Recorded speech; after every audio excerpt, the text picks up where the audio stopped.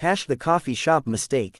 The autumn sunlight filtered through the tall windows of Meadowbrook Café, casting golden rectangles across the polished wooden tables. Sarah Mitchell sat alone at a corner table, her fingers wrapped around a warm cappuccino cup. She checked her phone for the third time in 5 minutes.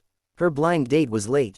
Her best friend Emma had set this up, insisting that Sarah needed to get back out there after her difficult year. Sarah had been hesitant, but Emma was persistent. Just one coffee date, Emma had pleaded.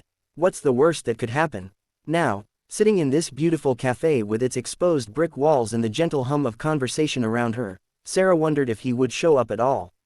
She glanced down at her cream-colored sweater, smoothing out an imaginary wrinkle. Her blonde hair was pulled up in a messy bun, with a few loose strands framing her face. She tried to look nice without appearing like she'd tried too hard. The balance was exhausting. Behind her, someone cleared their throat. Sarah turned to see a man in a perfectly tailored charcoal suit standing near the doorway. He had dark hair, sharp features, and an expression that seemed both confident and slightly uncomfortable. Their eyes met for a brief moment before he looked away, moving to a table across the cafe. Sarah's phone buzzed. A text from her date. So sorry.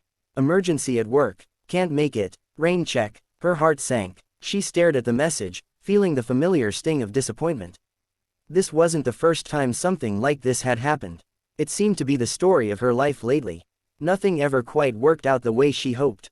She set her phone down and took a long sip of her cappuccino. At least the coffee was good. She'd stay and finish it, maybe order a pastry. Treat herself to something nice, even if the date had been a disaster before it even began. The waitress appeared at her table, a friendly woman with kind eyes and a warm smile. Can I get you anything else, honey? Actually, yes, Sarah said, feeling a small spark of defiance against her disappointing afternoon. I'll have the chocolate croissant, please. And maybe one of those lemon tarts I saw in the display case. Good choice, the waitress said with an approving nod. Coming right up. Sarah watched the cafe around her.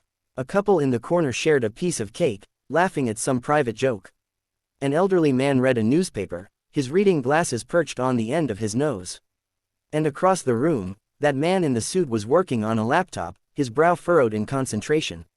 The pastries arrived, and Sarah lost herself in the simple pleasure of good food and warm coffee. The chocolate croissant was buttery and rich, the lemon tart perfectly balanced between sweet and tart. For a moment, she forgot about the failed date and just enjoyed being present in this peaceful space. She ordered another cappuccino. Then, feeling bold, she added a slice of the carrot cake she'd heard the couple nearby raving about. It was only when the waitress brought her the check that Sarah's peaceful afternoon came crashing down. Her hand trembled slightly as she looked at the total. In her disappointment and defiant need to comfort herself, she'd ordered far more than she'd planned. She opened her wallet, counting the bills inside. Then she checked her banking app, her stomach dropping as she saw the low balance.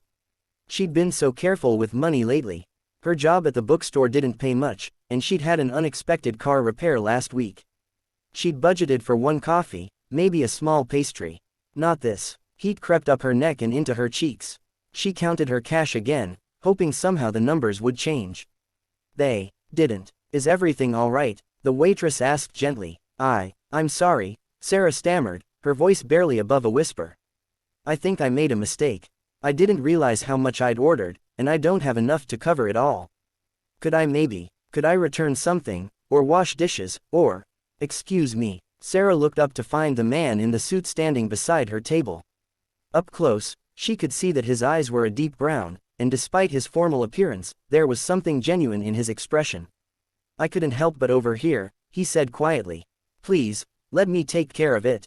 No, Sarah said quickly, embarrassment flooding through her. No, I couldn't possibly. It's on me, he insisted, his voice gentle but firm. He handed his credit card to the waitress before Sarah could protest further. Really, it's no trouble at all. The waitress took the card with a knowing smile and walked away. Sarah felt tears prickling at the corners of her eyes. You don't understand. I'm not someone who can't pay for her own coffee. I just made a stupid mistake today. It's been a terrible day, and Hey, he said softly, pulling out the chair across from her. May I? She nodded, unable to speak. He sat down, his expensive suit looking out of place at the small cafe table. I'm Michael, he said. Michael Carter. And before you say anything else, I want you to know that I've been exactly where you are. Sarah wiped at her eyes, trying to compose herself. In a cafe unable to pay for overpriced pastries. He smiled, and it transformed his entire face. Not exactly, but I know what it's like to have a bad day. To make impulsive decisions because you're trying to make yourself feel better. To feel embarrassed about needing help. The waitress returned with his card and the receipt. Michael signed it without looking at the total. Thank you, Sarah whispered. Really, I'll pay you back. If you give me your information, I can. No need, Michael said. But if it would make you feel better, maybe you could let me buy you one more coffee. Properly this time, not as repayment, but just as, two people having coffee. Sarah looked at him carefully. There was no pity in his eyes, no judgment. Just genuine kindness and perhaps a hint of loneliness that mirrored her own.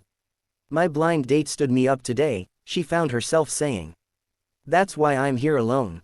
I was supposed to have a business meeting, Michael replied. It was cancelled at the last minute.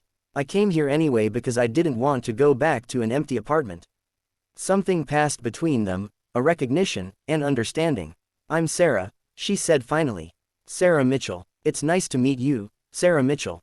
One coffee, she agreed, a small smile tugging at her lips. But I'm ordering just coffee this time.